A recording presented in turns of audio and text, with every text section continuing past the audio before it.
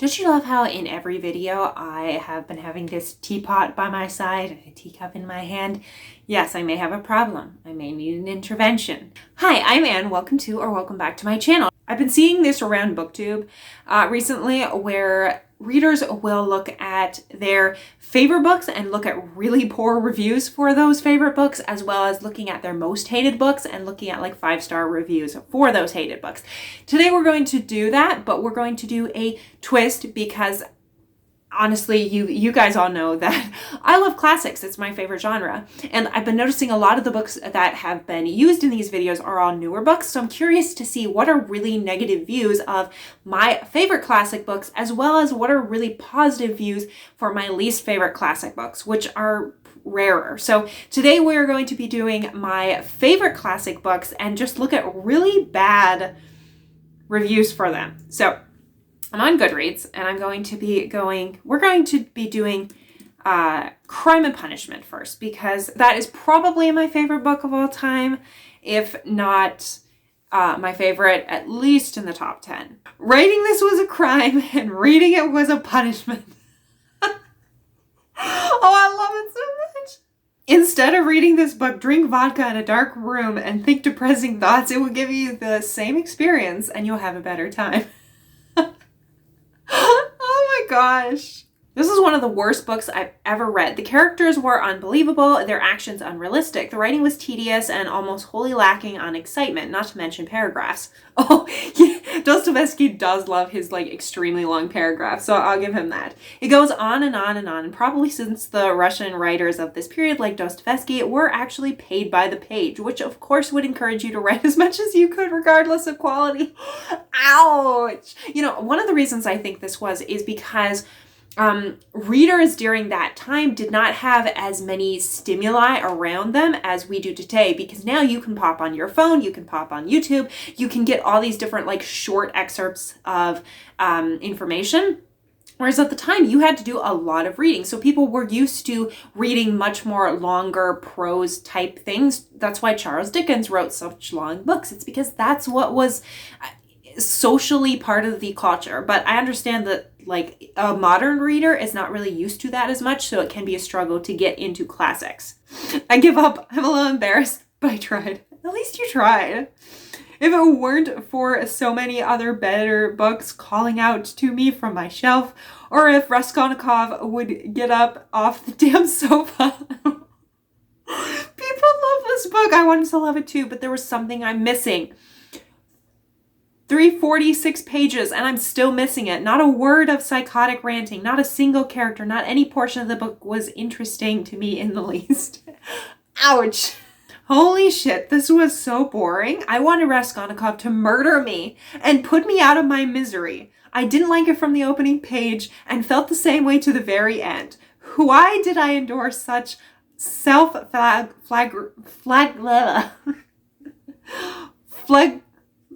I give up. I can't speak today.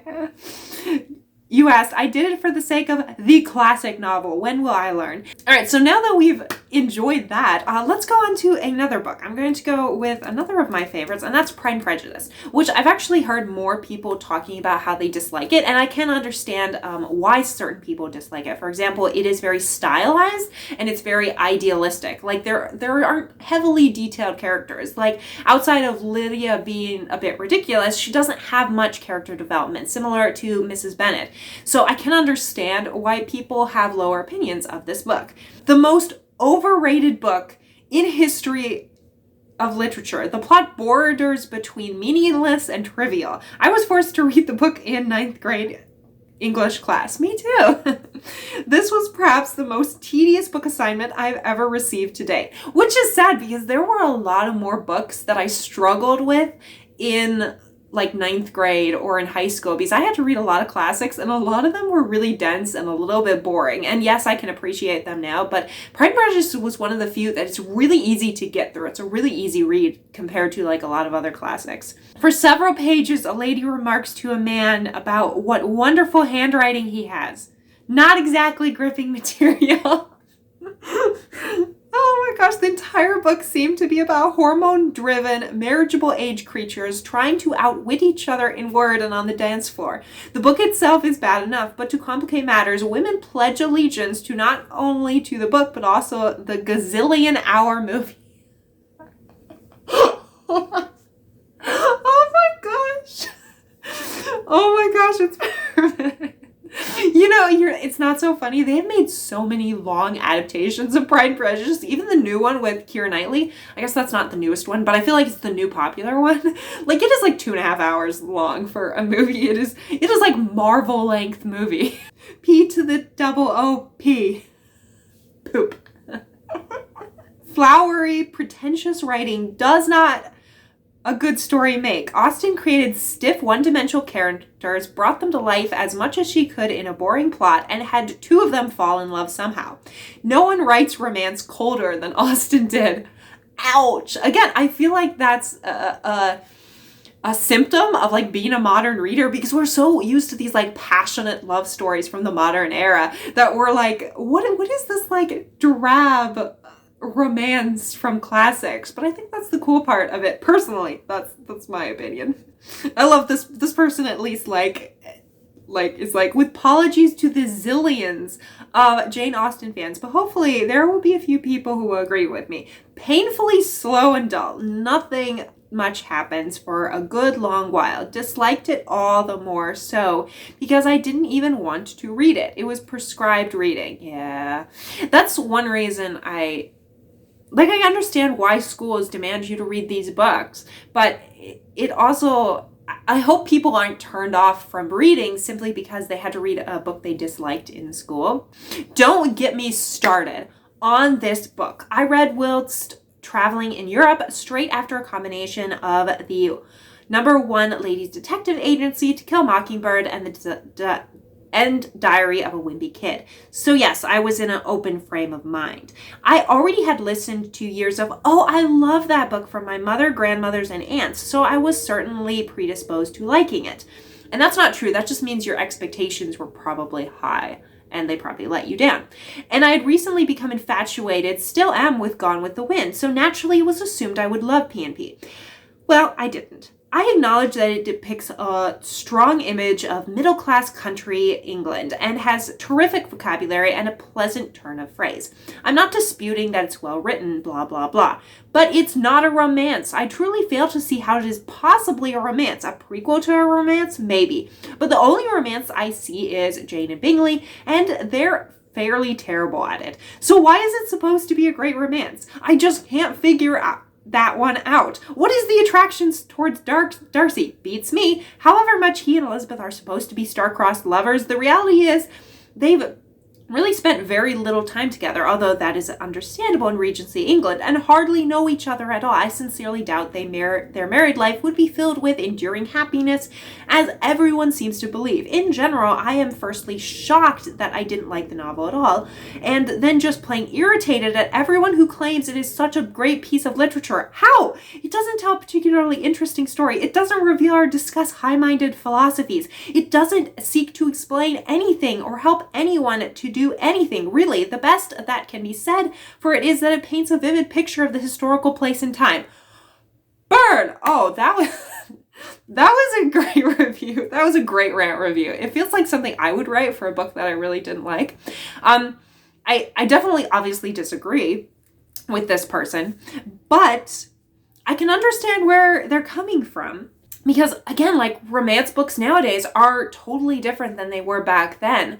And romance was much quieter in books during that time. So you don't have these like passionate love affairs that you see in more modern romances. I will say, even though Darcy and Elizabeth don't spend that much time together, I think Austen's main point is to don't make assumptions about people and assume you know them.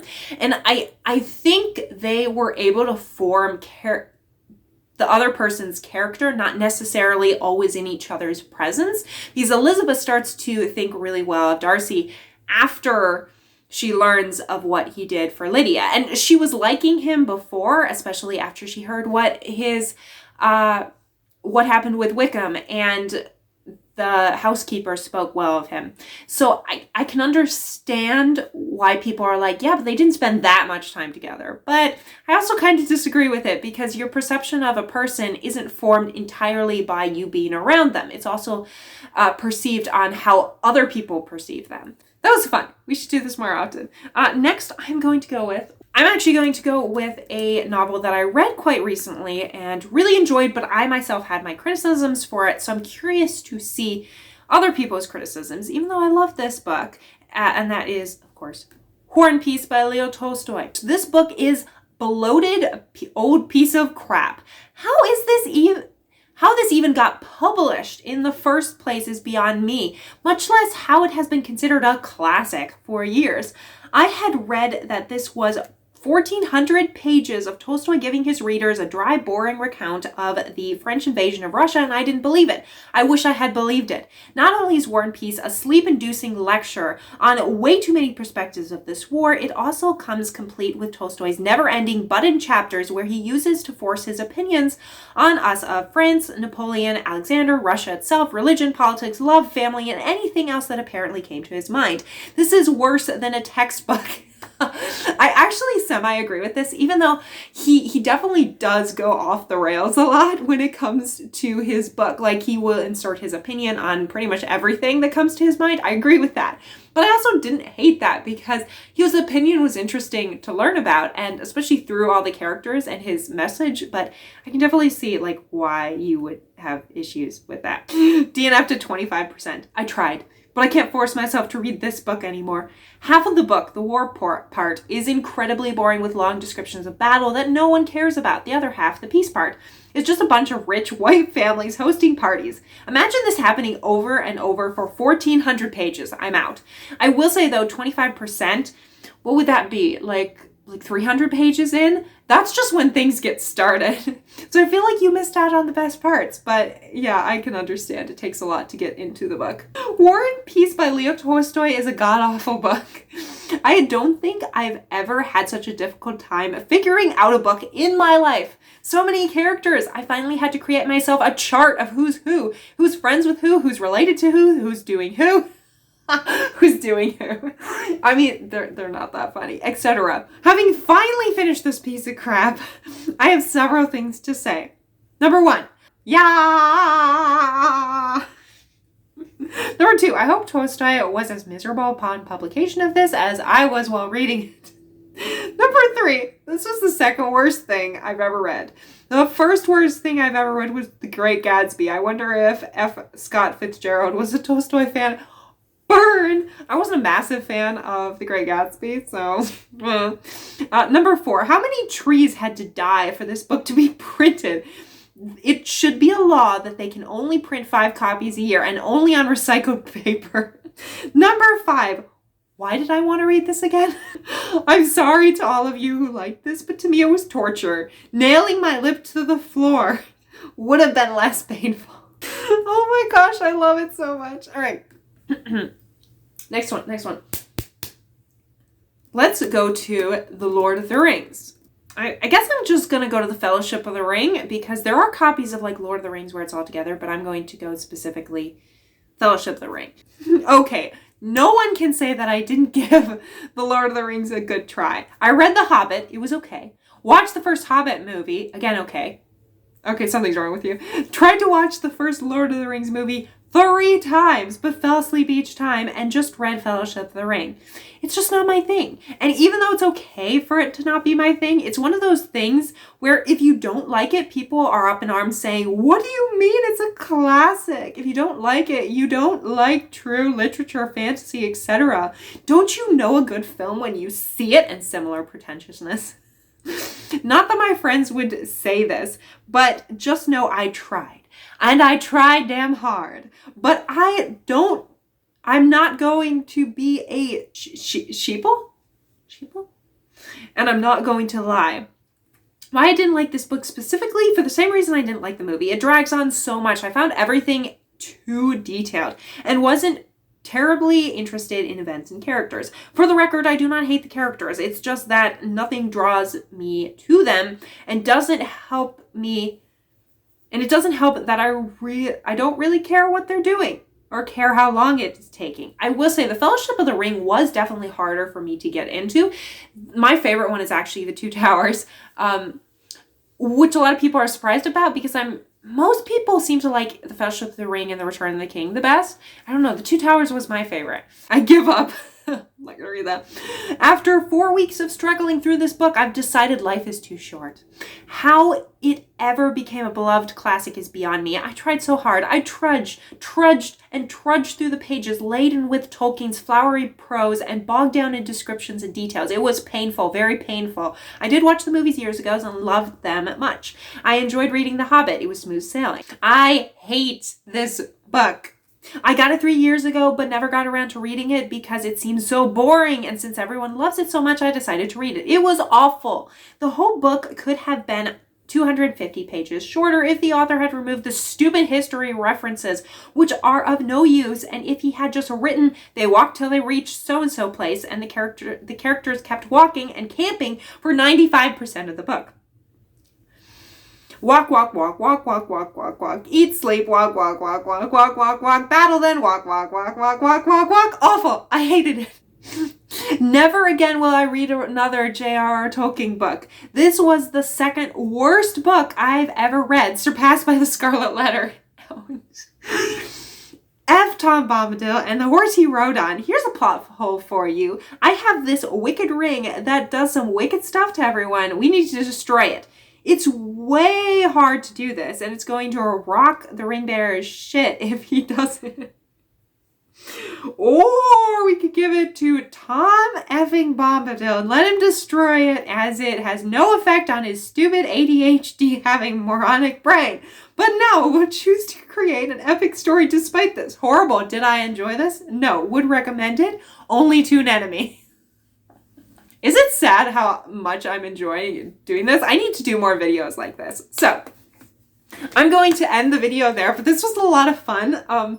Like, I understand reading is highly subjective, so I don't resent any of these people for highly disliking the books that I absolutely loved, just as I'm sure there's a lot of books that certain people absolutely loved that I absolutely hated, which we will probably do one of those videos soon, because this was a lot of fun, and I definitely got laughing a lot, which gives you endorphins, and that's good. So, are there any books that I mentioned that you absolutely hate, as well as, like, what was your favorite review that I read? I'd love to hear your thoughts down in the comments. I post every Saturday and Wednesday at 6 p.m. Eastern Time, and I will see you all in the next video.